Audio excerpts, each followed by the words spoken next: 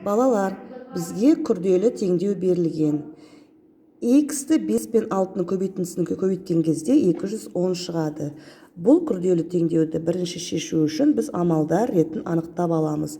Амалдар ретін білгеннен кейін ол күрделі теңдеуді ықшамдап қарапайым теңдеуге келтіреміз.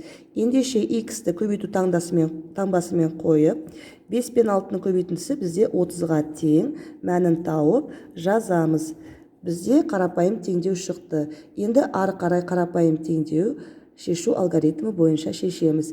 Белгісіз көбейткішті табу үшін біз не істейміз? Көбейтіндінің мәнін белгілі екінші көбейткішке бөлеміз. X тең бізде неше болады? 7. Тексеріп, X-тің орнына біз 7-ні қойып, теңдеуді тексереміз.